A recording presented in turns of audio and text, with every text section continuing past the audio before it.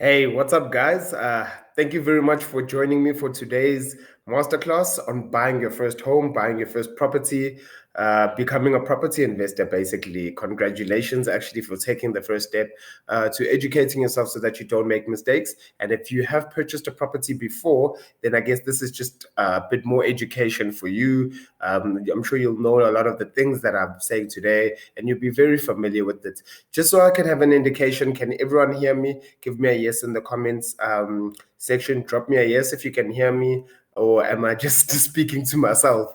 But yeah, thank you very much again for making the time this evening for joining me. Thank you very much for actually trying to build wealth, right? A lot of people live their lives and they don't build wealth. They don't have an intention of doing it. They're just wasting money, or they want to purchase property, but they kind of sort of want to purchase property. And you here today, you've taken the first step, or you have done it before and you're looking to purchasing your second property. It might be an investment, might be a family member, whatever the case may be. I'm glad that you're here today to learn more about purchasing your first property, right?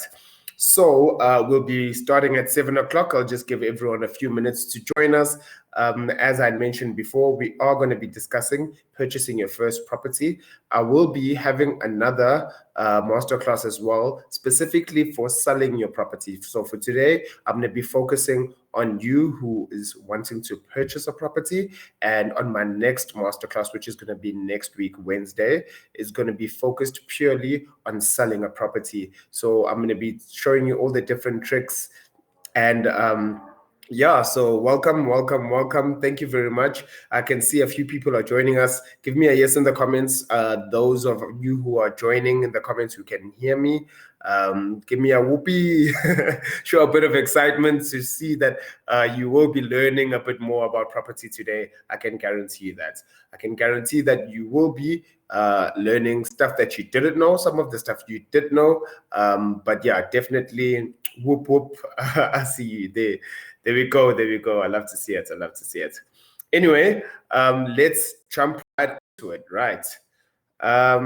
So on today's agenda, we are going to be discussing how to search for a property. So there's many different ways in which you can search for a property, but traditionally people choose to go onto the internet, onto your traditional websites, and that's what they do. But today I'm going to show you exactly how you should search for your property. I'll be breaking down all the costs that are involved when you are purchasing a property. I'll be showing you how to make an offer and the thinking that you should have when you are making an offer for a property, and then the transfer process. So we all know that property transfers take a really long time. So I'm going to briefly take you through as well some of the steps in the transfer process as to why it takes so long, right? And then the cost of ownership. The cost of ownership, basically here, it's the cost of owning your property. So it doesn't end at the purchase stage. It's also regular maintenance and all those things that you need to do to make sure that the value of your property remains stored and increases in value. And then the benefits of owning property, which I'm sure you know most of, but definitely the benefits of it, and then how I can help you to purchase your first property. So I can see here, Valerie is asking, will this webinar be sent to us, or is there a platform where we can find it after this time? So there will be a recording, and I will email you the recording of this webinar. It's going to be available for 5 days after today. So after 5 days of today, it's no longer going to be available. So good evening to everyone who's joining us. Happy New Year. I'm glad that you've joined us today. As you can see, today's agenda, these are our discussion points, and it's going to be filled with information, filled with a lot of education. Hopefully, you'll leave today's session ready to purchase your first property. Right. Okay, let's go. So what do I believe? I believe that there's no excuses. There's absolutely no excuses. There should be no excuse for you not to purchase property in your lifetime. Especially if you have a job, if you do have a stable job, I think this is the best time you should start considering purchasing a property. Interest rates are at an all-time low. This is the time where the country, the economy is struggling, and we have been given the opportunity to purchase property at really low rates.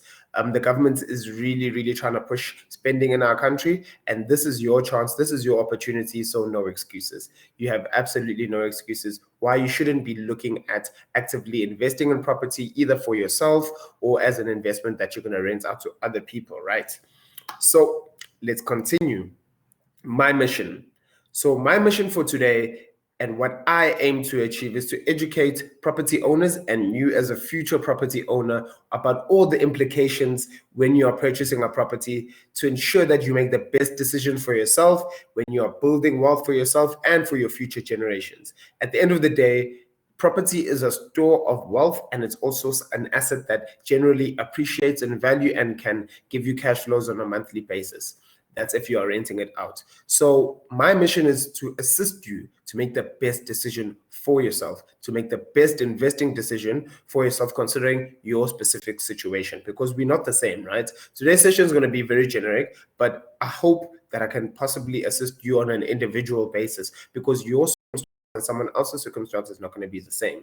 If you don't have children, for example, it is not really relevant for you to purchase a property near a high school or a primary school. However, if you do have children, it might be relevant for you. So those are some of the considerations that you need to make, which tend to differ from every individual because our circumstances are not the same. Some people are married, some people are in relationships, some people are single, some people have children, some people are widows, and so forth and so forth. So our circumstances always differ. So I'm just hoping to assist you today to purchase your first property and make a smart investment, right?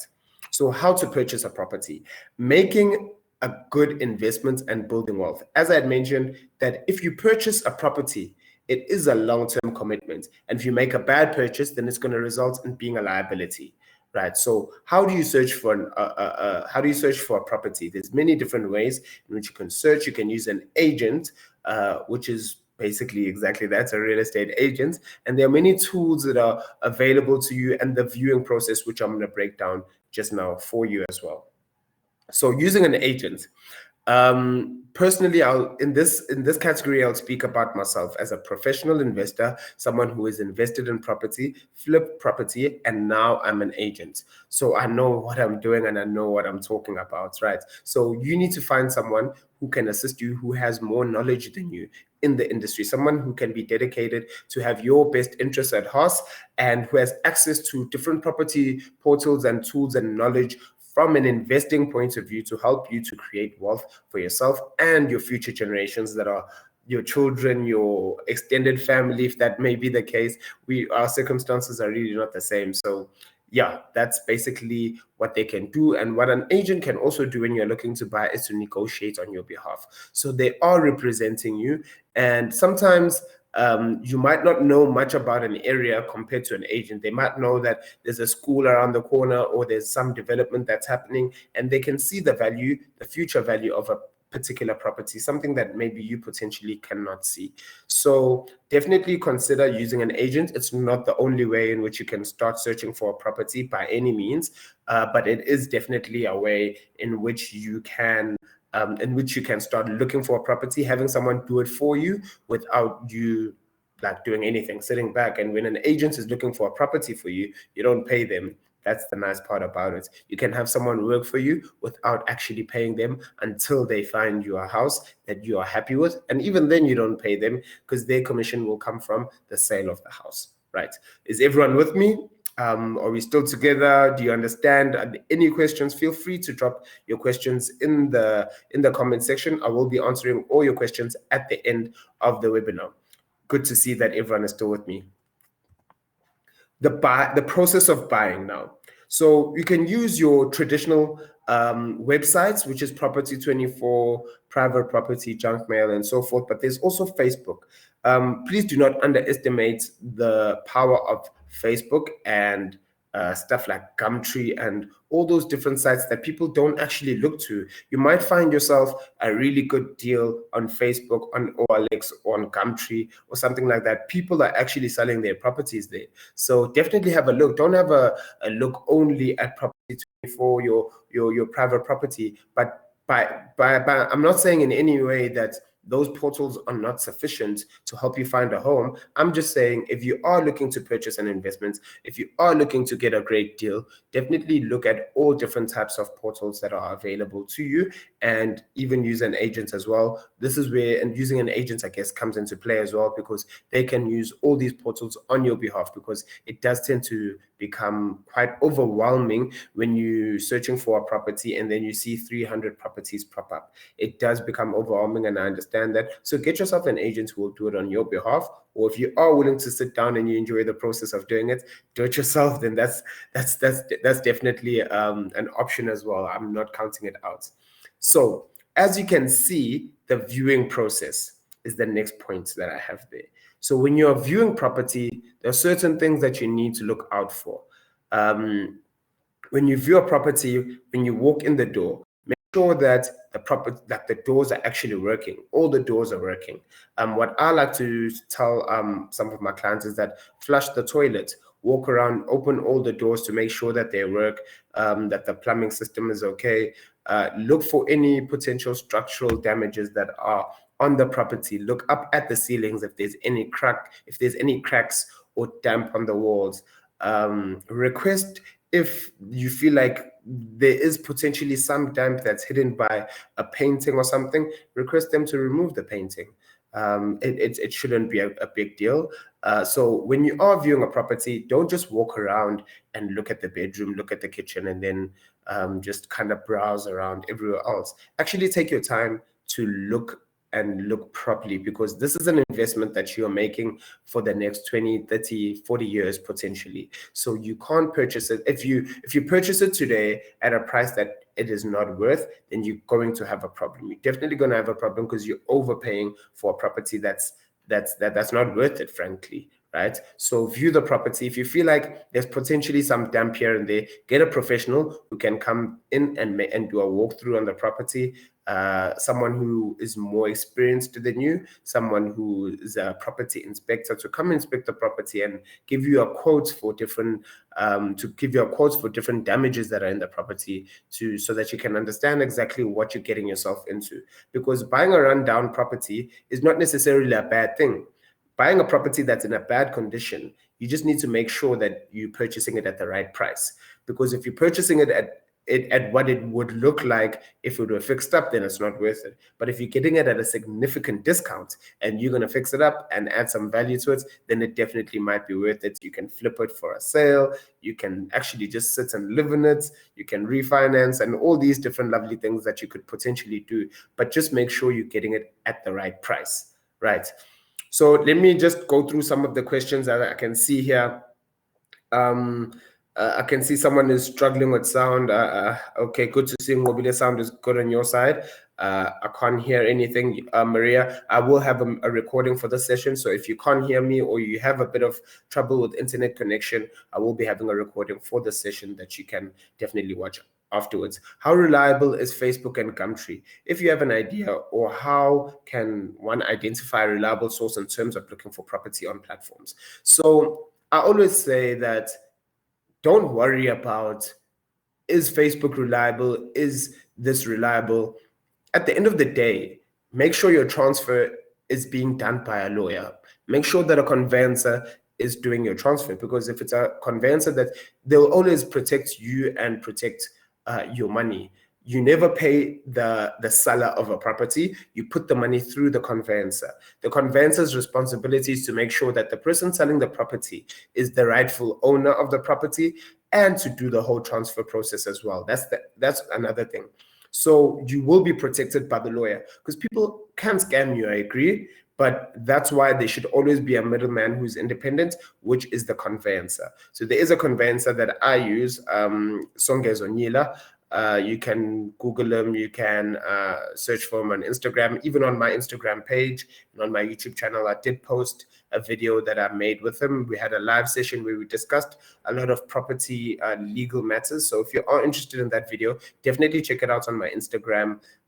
It was done last year sometime, I'm not really sure where, but it was an Instagram live that we did. You can definitely use them to try double check and keep your money safe, because you don't want to pay someone for a property and then they disappear with your money and you don't own the property, which is why I should always use a conveyancer.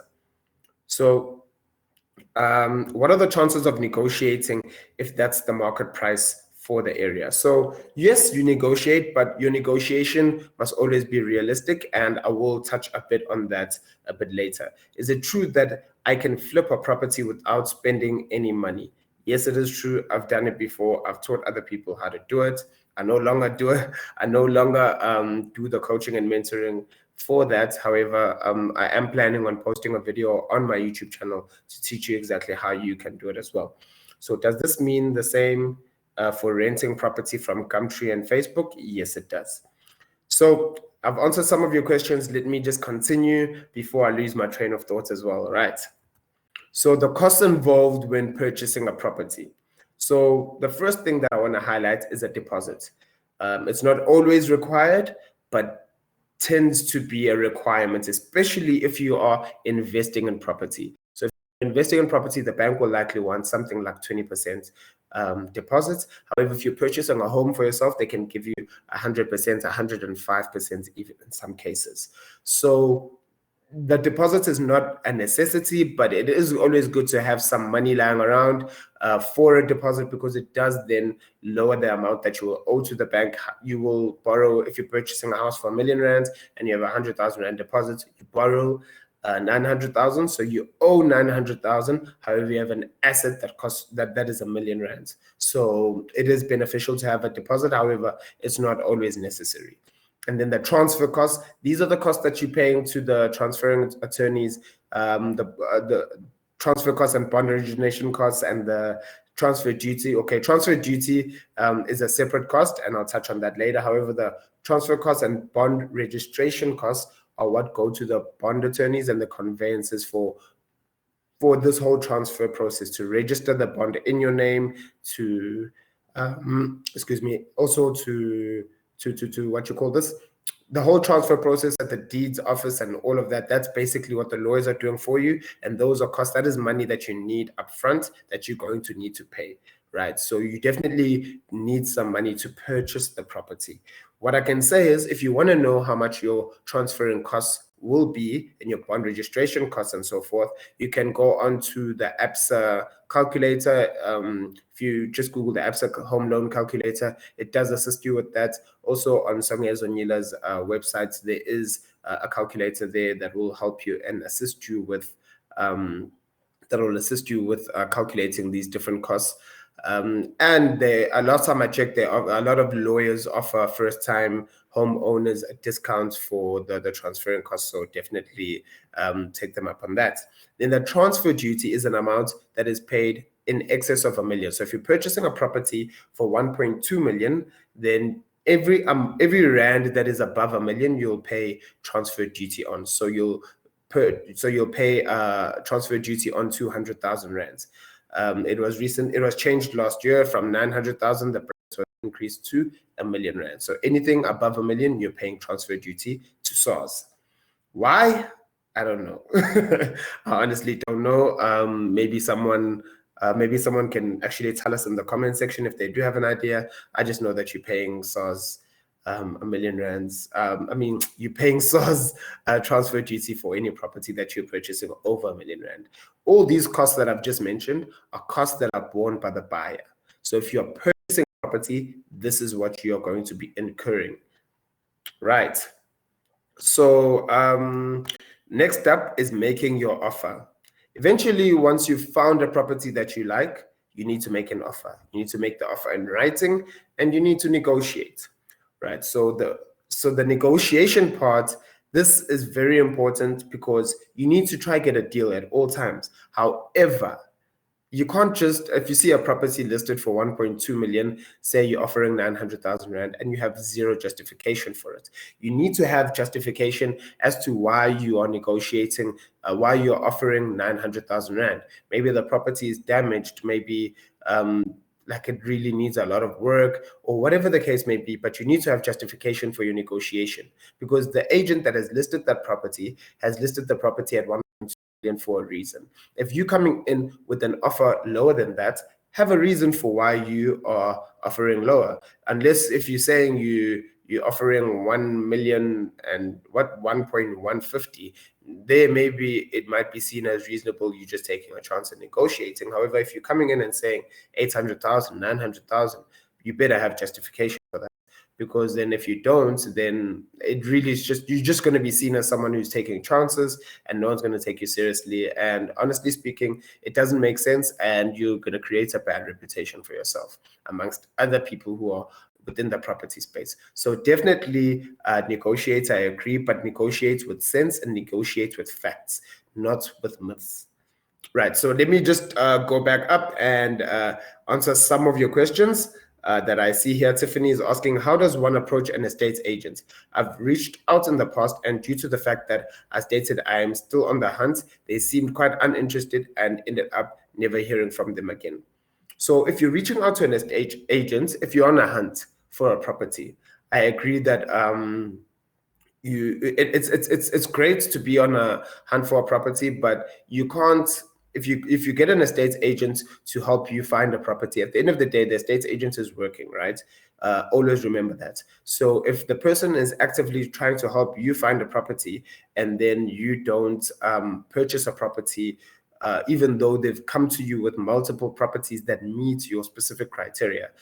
So that's another thing. Be specific about the criteria of the property you want. Tell them that you want a townhouse that is 3 beds, that is 2 baths, that is a minimum of 100 square meters, within a gated complex that has a pool. Be as specific as possible, so that when the agent goes out and looks for properties for you, they come back with those properties. And if they keep coming back with properties every week, with properties that meet your criteria, however, you're never happy, they are going to disappear, because at the end of the day, they are working. They're going to be spending their time on you, and you are actually wasting their time in all honesty, if I'm going to be honest. So I'm not sure what happened with you, Tiffany, but yeah, that's maybe what happened. Or maybe they just felt like you weren't a serious buyer, or you were just viewing for the sake of viewing. I can't really answer on their behalf. I'm not protecting them in any way. Maybe he was just an asshole. I don't know. I actually have no idea. But these are some of the things that you need to also consider, that as much as you are looking for a property, as soon as you ask an agent to do it for you, they will do it. Okay, I personally would do it. I would do it. I'd go out of my way to find you everything that meets your criteria. However, if I keep coming back with properties that meet your criteria, and every single time you have an issue, eventually I will drift away, because I am spending my time with you. I am spending my time and I'm not getting paid. So yeah, that's just how life is. Is it a good idea to buy an RDP house and flip it? I have no idea. I can't advise you to purchase an RDP and flip it. That would be giving financial advice, and I'm not a financial advisor. So I think you should just do your research and do what's best for you. Can this video be available? Yes, it will be available afterwards. Gift is asking, would it be beneficial to buying the property and renting it out, basically letting the house pay itself off? Would you recommend it?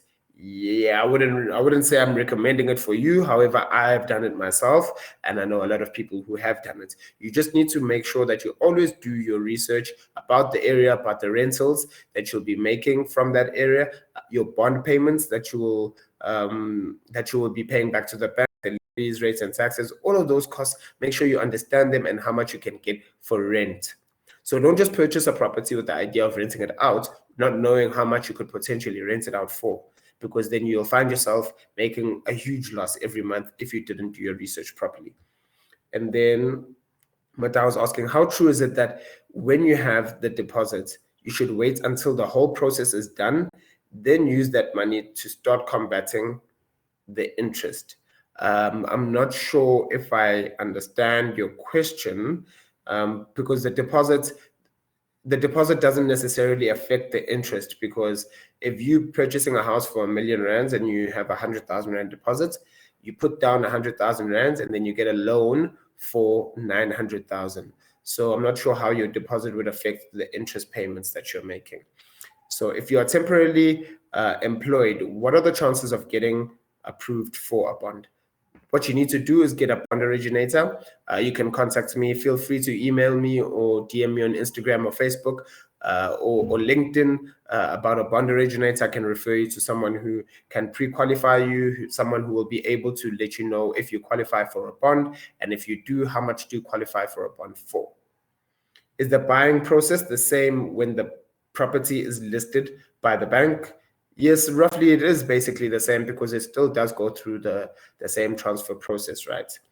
I did this in tax, but I forgot the reason behind it. But it has to do with the cost of the property. Yes, so that's speaking back to the transfer duty. I think SARS is just taxing you because they're assuming you're rich if you're purchasing a property over 1 million. I think I'm not saying that's facts, but I think that's what it probably is. Tips on negotiating when buying directly from a developer. I can't give you tips on negotiating from a developer, because remember, a developer is not desperate to sell. They don't have financial troubles, maybe like an individual might have. The property is not damaged because it's brand new, so you can't negotiate based on that. So I personally stay away from new developments, and I don't know, if you want to purchase one, go for it, but I can't give you advice in terms of how to negotiate, because honestly speaking, maybe I don't have enough experience to do that. That is possible, but also I honestly don't see why they would want to negotiate a significant discount for you when they're already saying you pay no transfer costs on the property, right? So, hi, can the bank cover the initial cost of bond registration and the transfer duties? So, to my knowledge, the bank sometimes does cover your bond registration costs, and they capitalize the bond registration costs onto your bond. So if you're purchasing a property for 500,000 rands and your bond registration costs are 20,000 rands, then your total bond will be 520,000 rands. The transfer costs and the transfer duty, however, to my knowledge, do not capitalized onto the bond. However, maybe the bank, if you maybe you can come to some arrangements with your bank and they do that. However, I've never heard of it and I've never seen it, but I'm not counting it out as impossible either. So what is your view on joining a property investment group or stokvel? Hey, Enoch, I will not comment on that. I have my personal views that people tend to disagree with, and yeah, maybe not in today's session, maybe another day. Anyway, let me continue with some of my slides then. Let's go. Common buying concerns: not knowing what to look out for, financial stress, and I don't want to be tied down. This is what some people have as excuses when they want to prolong the process of purchasing their first property, not knowing what to look out for. That's why there's the internet. Like, there's the internet for that exact reason, so that the amount of things you don't know, the knowledge that is not available, the information that won't be available to you is limited. You can literally just Google it. You can ask an estate agent. You can attend an open house. You can attend a property seminar. These are things that you can do to help you to see what to look out for. However, if you keep having the excuse of, I don't know what to look out for, it's because you haven't tried. You could literally just Google it, what to look out for when purchasing a property, and you will get a list of things. You could go to a property seminar and ask professional investors what to look out for. You'll get responses. If you go to an open house and you ask estate agents that will be there, they will tell you as well. So that should not be an excuse. And then financial stress. Maybe you feel like the financial stress of owning a property is too much. That's why you should purchase a property that is within your range. So if you get told that you qualify for a bond of R1 million, that doesn't necessarily mean you need to purchase a property for R1 million. You can purchase a property for 800,000 rand, 700, 600. If you purchase a property for 600,000 rands and you were told that you qualify for R1 million, do you see that you've given yourself a lot of room for any things that might change in terms of your financial situation? And then the last one that I've put down here is, I don't want to be tied down. This is why you should definitely make sure you're purchasing a property that you believe you're going to stay in for at least 5 years. If you're not going to stay in it for 5 years, I wouldn't recommend purchasing it unless you're purchasing it as an investment. If you're purchasing a home, then at least stay there for 5 years at a minimum. I believe that should be like a minimum 5 years, just so you can try to realize some value in your property, especially because the first 7 years of repaying the loan to the bank, majority of it is interest payments. It's not really paying down the capital balance that you owe on the loan. So if you don't want to be tied down, make sure you have clearly stipulated to your estate agent your requirements that it needs to be near primary school, high school, and your workplace. So the need for you to move won't necessarily be there as much as if you live far away from schools. Maybe after 2 years, you might be tired of driving those kids to school or something like that, right? And then finally, we get to this portion that is long. It's not really the final slide, but yeah, it's quite a lot. The process of transfer. The transfer process is a rigorous one, and it is one that is long, but I'm just going to browse through it right now. I'm not going to go into deep detail on it. Who's involved in the process? It's basically the seller, the agent, the buyer, the transferring attorney, and the bond attorney and the cancellation attorney, right? So the seller, the agent, advises the transferring attorney to transfer the property. Right. And then the title deed and the cancellation figures are requested from the bank, which holds the bond over the property, and a statement of rates and taxes is requested from the local municipality. So I'm not going to really take you through every single stage of it. You can Google it if you are interested, honestly, of the property registration process. It's one that is easily accessible. And you can also go onto Songe Zonila's website. He's a conveyancer as well. The transferring process there. I'm just going to go over it at a high level. So the property needs to transfer, and it needs to transfer into your name, right? So you request the cancellation figures, and then ultimately what happens is starting from the beginning, where you sign the offer to purchase. And then after that, once your bond has been approved and the cancellation, figures will be requested, and you'll receive the cancellation figures, and then the bond will be, then there'll be the bond cancellation, and the attorneys will receive the deed and the instructions. You need to submit your FICA documents as a purchaser and as the seller of a property to the conveyances, so that basically, FICA requirements, I'm not sure why, but I do know that there are FICA documents that you need to submit. And then the seller needs to also get the electrical compliance certificate and any other relevant certificates, such as your gas, if you do have like a gas stove or anything like that, right? Then eventually, at some point, the deposit is received and the bond is approved. Then the instruction gets received to register the bond, where the purchaser will then sign the bond documents and the guarantees will be issued.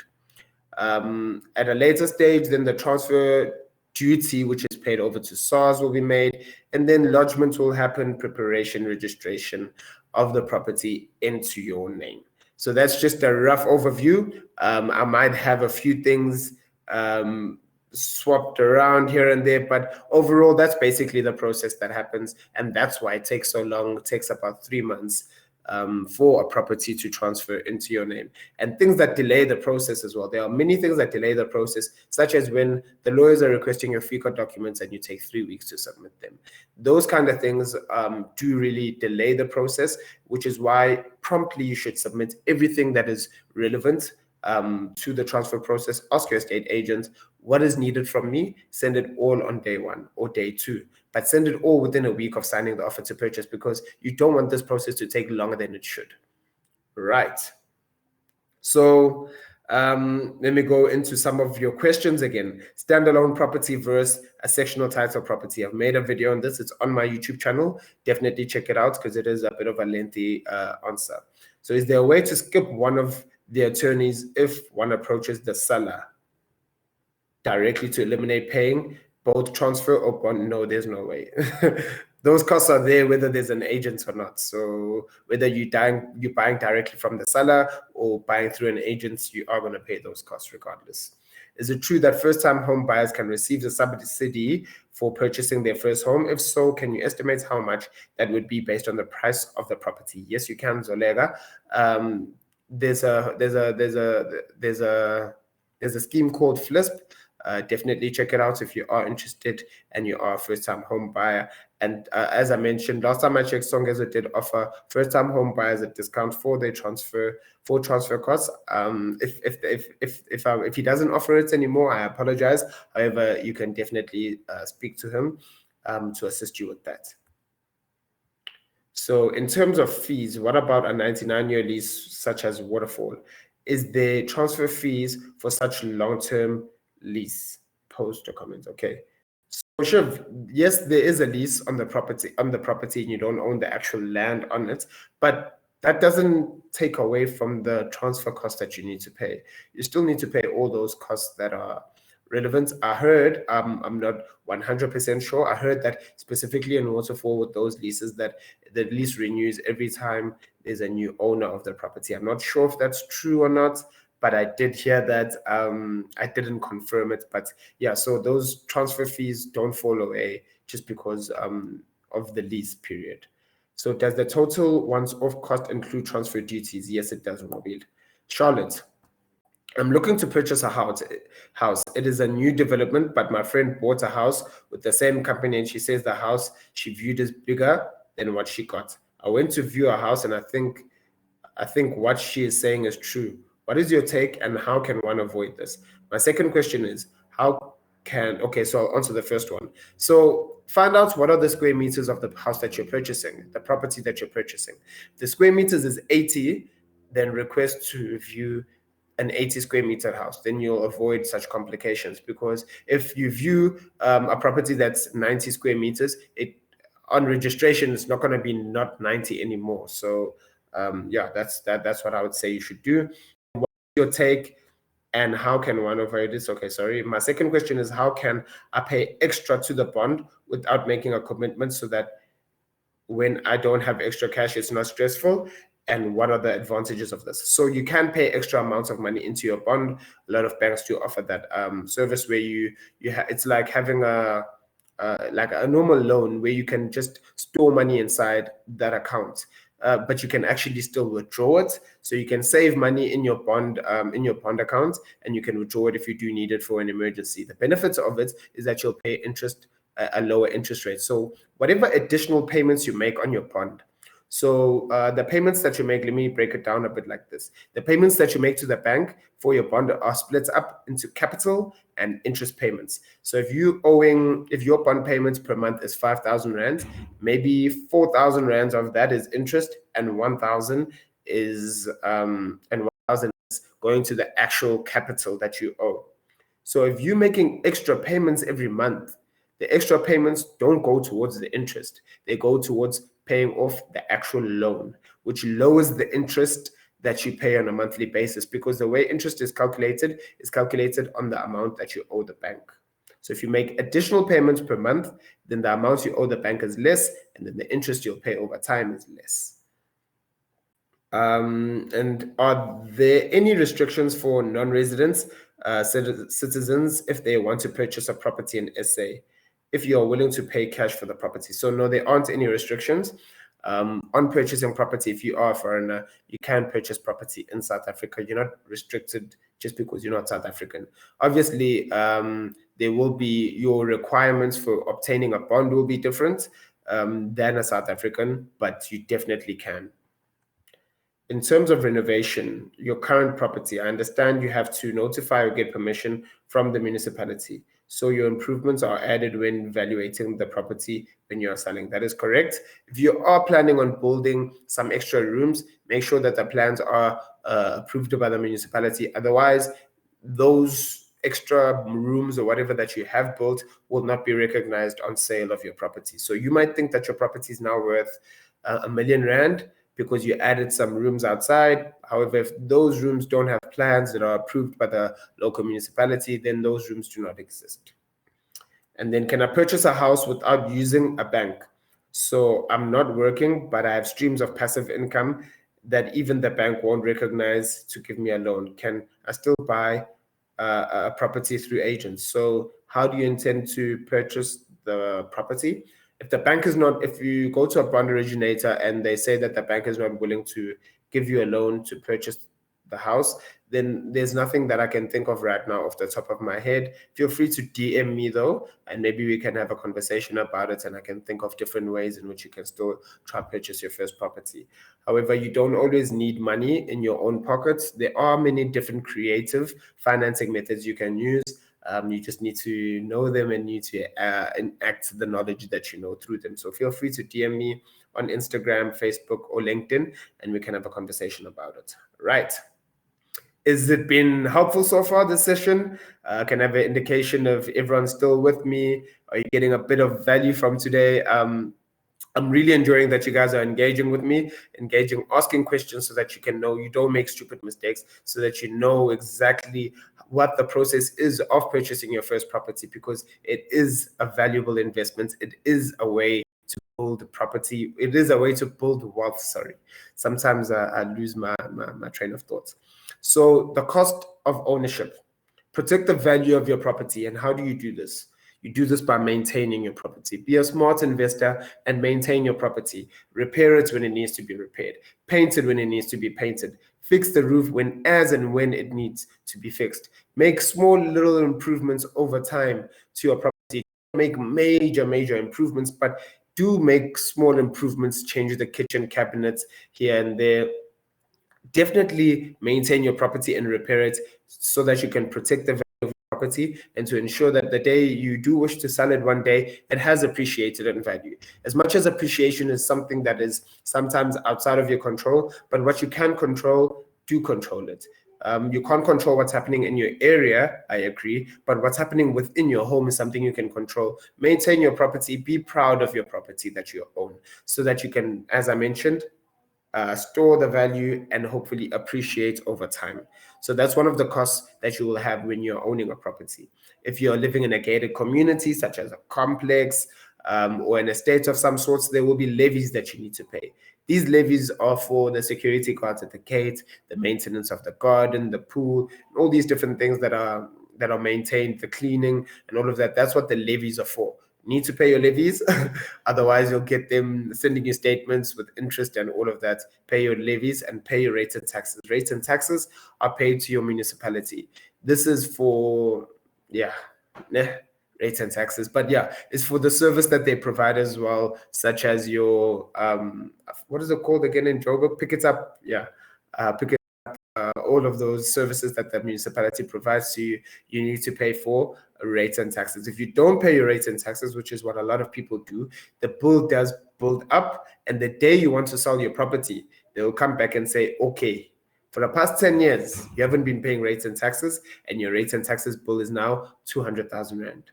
And then that 200,000 Rand, if you cannot settle it, will be taken from the purchase price, will be taken from the selling price of the property. So pay it over time.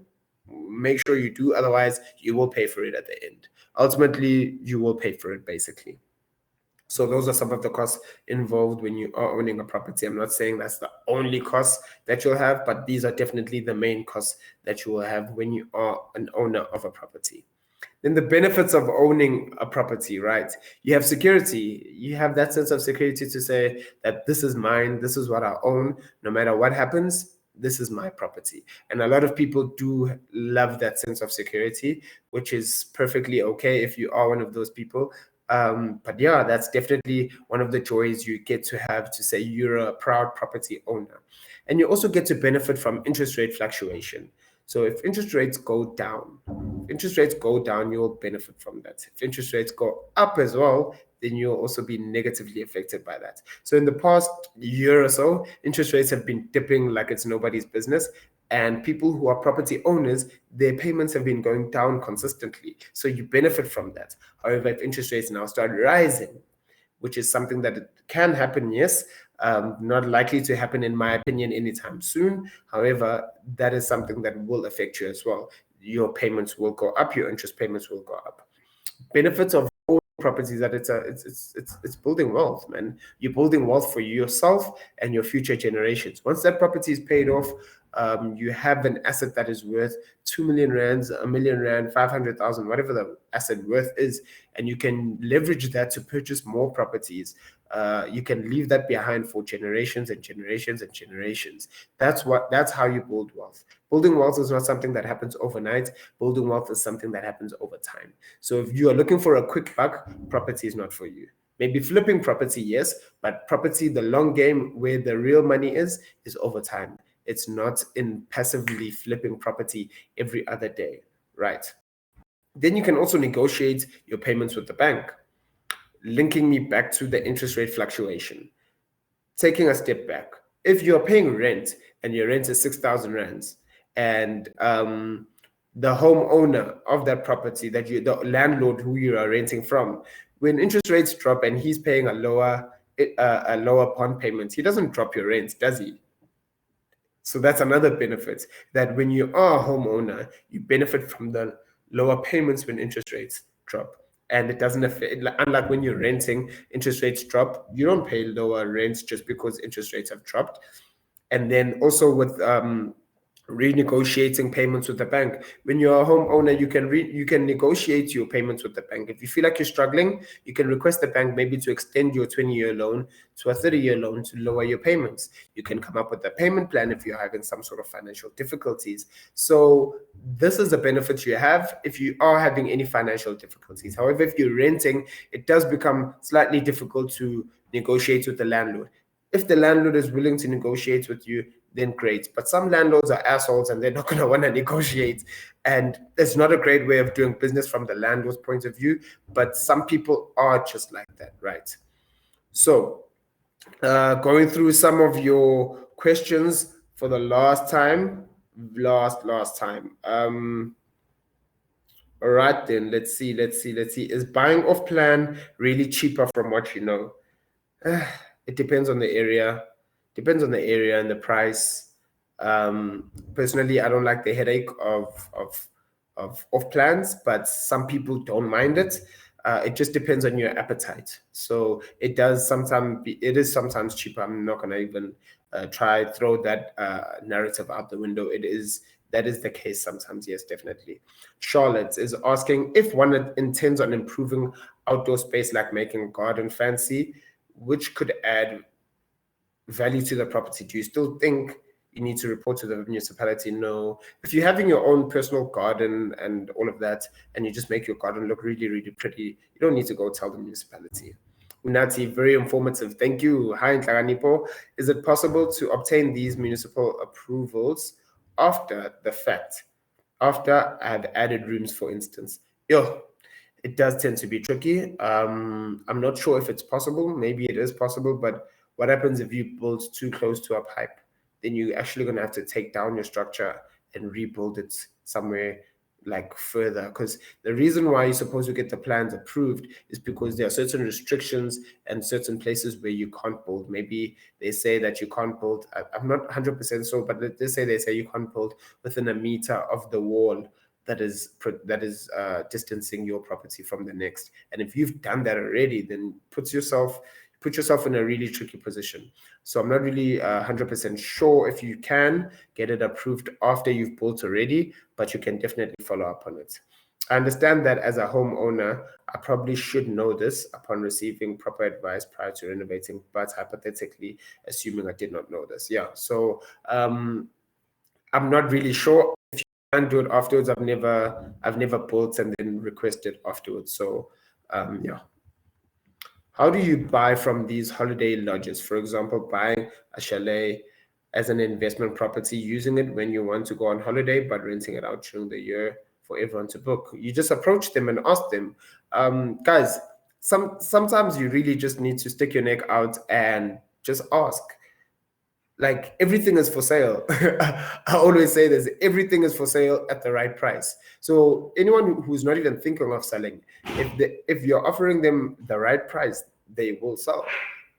So yeah, that's just how I look at it. So if you want to purchase a chalet in some holiday lodge, they might be willing to sell to you if you ask, but maybe they won't be, because of whatever reasons that they'll have, that they're not selling and never considering to sell. But the only way to know is if you ask.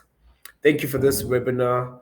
Nhlakanipho, apologies for the late entry. No problems, Busi. So I'm gonna have a recording of this, and I'm gonna send it to you right after the session, sometime this evening or maybe tomorrow morning.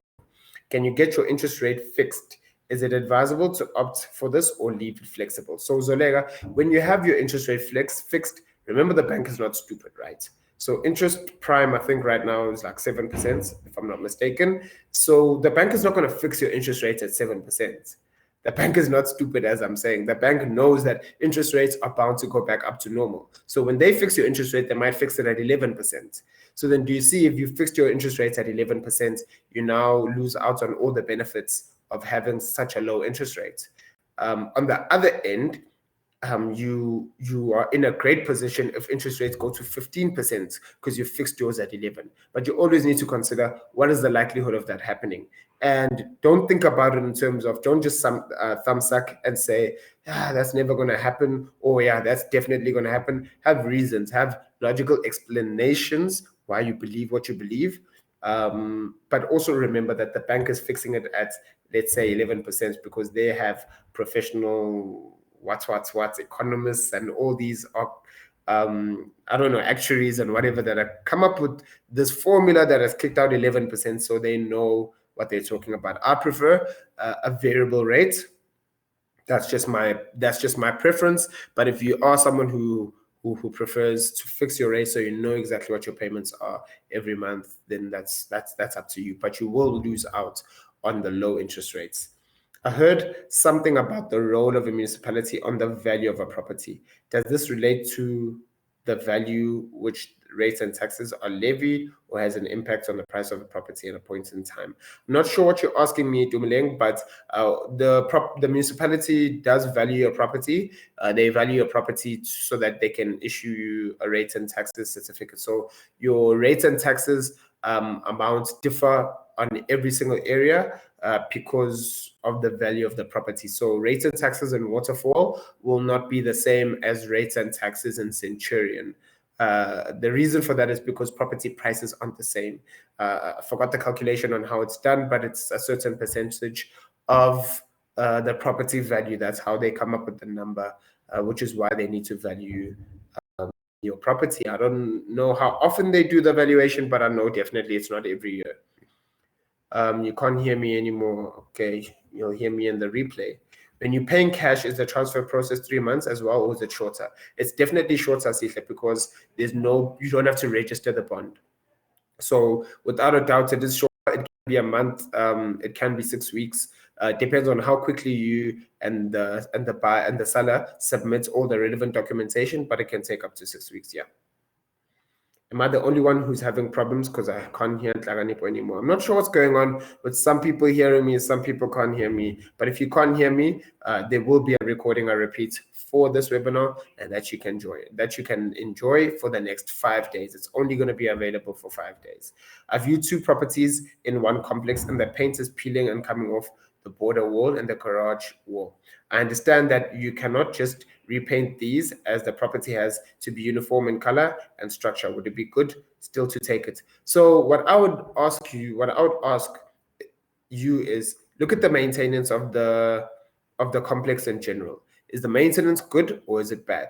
In general, not just for that specific unit. If in general maintenance is bad, then I'll take it a step further and request the financials for the complex, because now you're going to be able to see exactly what's happening with their finances. And if you see that this is a complex that is not being managed well, people are not paying their levies, that's why things are peeling off and not being repainted, then don't invest there, because you're going to find yourself with an investment in the next 5 years where people have continuously not been paying and the financials look horrible and the maintenance all around the complex will be horrible, which will result in your investment dropping in value. Property does not always increase in value. It does decrease in value sometimes, and that can be caused by things like a lack of maintenance. So yeah. Last question is Nolwazi. How likely are banks to finance sectional title versus standalones versus apartments? Banks treat it all the same, so they won't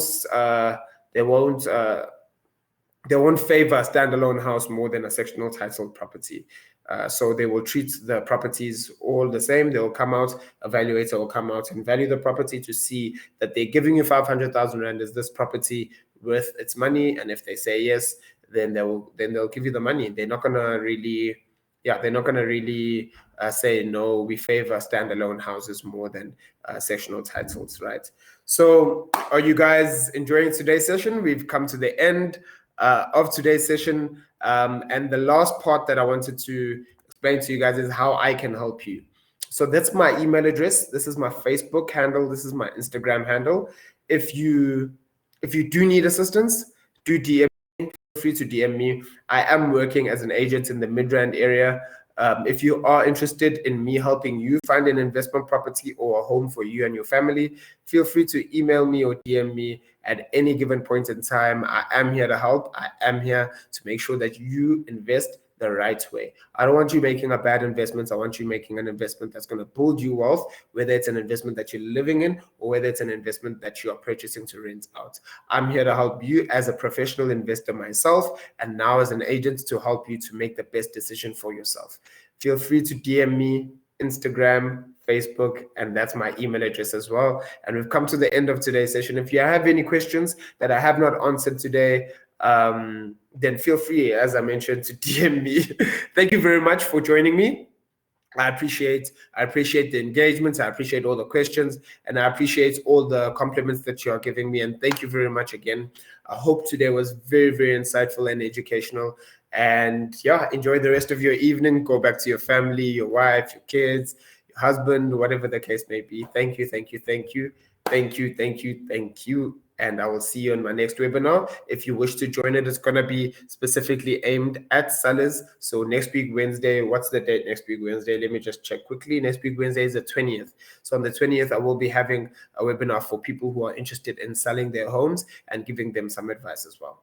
Cheers. If you do know anyone who's interested in this webinar, definitely share the link with them. Feel free to share it with them and share it with all your friends and family and all your social media pages, and do tag me as well. Anyway, enjoy the rest of your evening. As I mentioned, good night. Bye.